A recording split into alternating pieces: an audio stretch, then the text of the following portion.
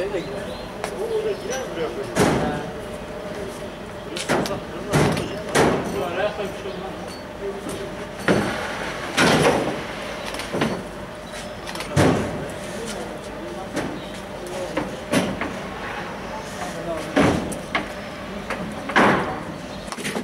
İhali getirdik oradan ha. Allah Teala yardım etsin. Ben gel bu tarafa, sen başına koyarsın. Canım benim.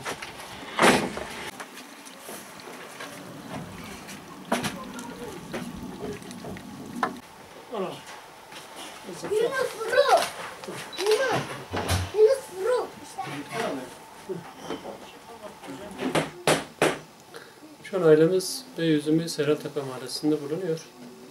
Yani siz de takdir edersiniz, gerçekten de aile zor durumda. Özellikle bu barınma konusunda.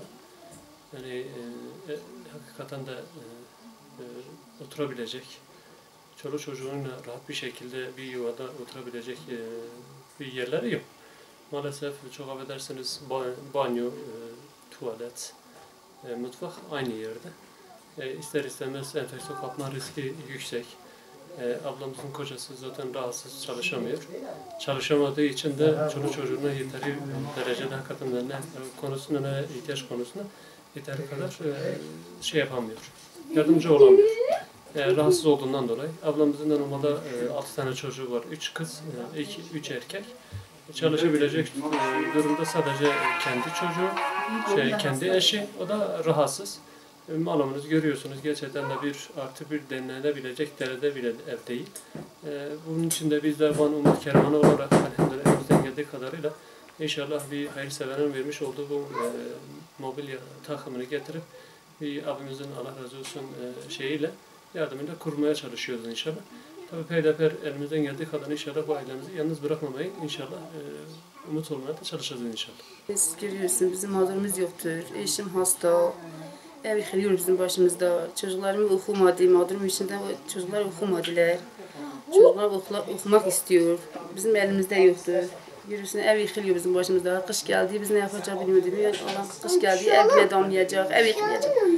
Ev yıkılacak çocuklar başında.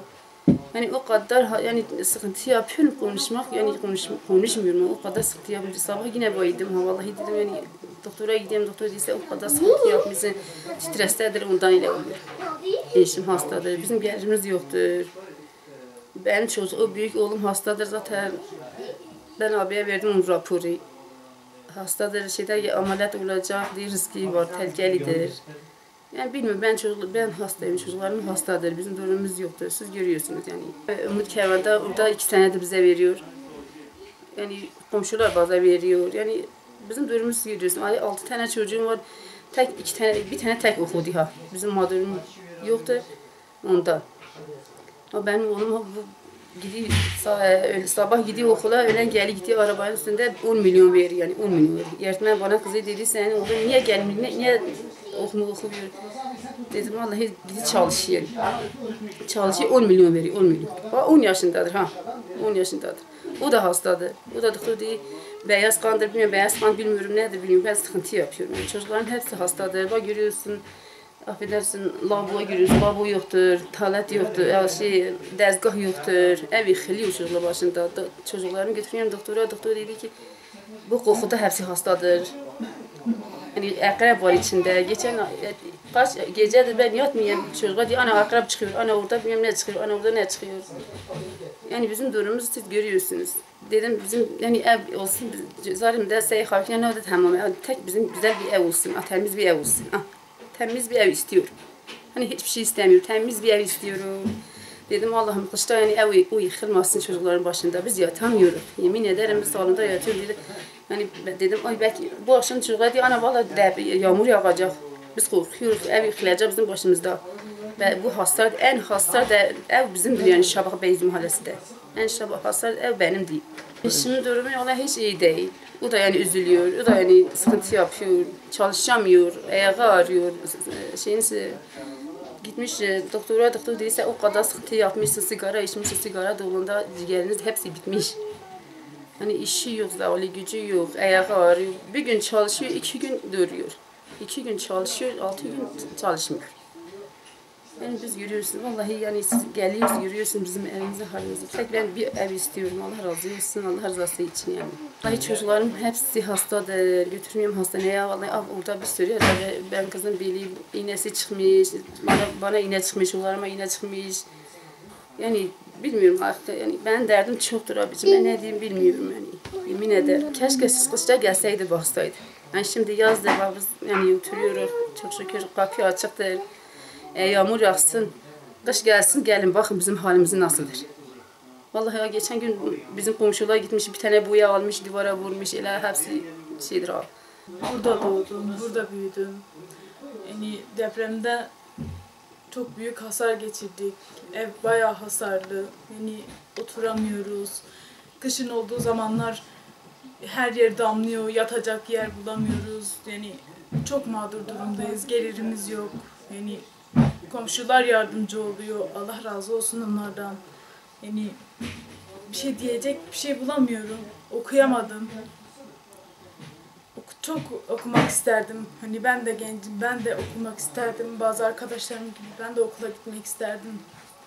Yani defterim, kitabım, kalemim olsun isterdim ama olmadı. Yani hiçbir şey yapamadık. Ama hiçbir şey diyemiyorum gerçekten. Babam rahatsız, babam çalışıyor, geri geliyor. Elinden bir şey gelmiyor. O da yapmak istiyor, o da çalışmak istiyor, o da ev yapmak istiyor ama elinden hiçbir şey gelmiyor. Umut Kervan, Allah razı olsun onların. Onlar kaç yıldır bize gıda yardımı veriyorlar, yardımcı oluyorlar. Allah onlardan razı olsun. Tek isteğimiz bir ev. Bu kadar, hani hiçbir şey istemiyoruz. Burada doğdum. Okul okuyorum. Okula gidiyorum. Hocalarım diyor niye geç geldin? Ayakkabım yok. Gidiyorum okula. Evle geliyorum. Muavinlik yapıyorum. 10 milyon alıyorum. Okul okumak istedim ama maddi durumum yüzünden okuyamadım mesela.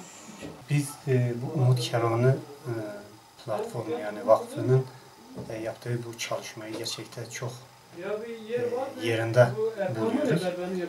Yani bunlar buna vesile oldular. Biz de elimize ne geliyorsa gelip işte hiçbir şey almadan biz de bu hayra destek olmaya çalışıyoruz. Allah-u Teala çalışmalarına bereket kılsın. Böyle çalışmaları bütün esnaf arkadaşlarımızı bu gibi şeylerde duyarlı olmalarına da çağrıda bulunuyoruz. Allah-u Teala razı olsun.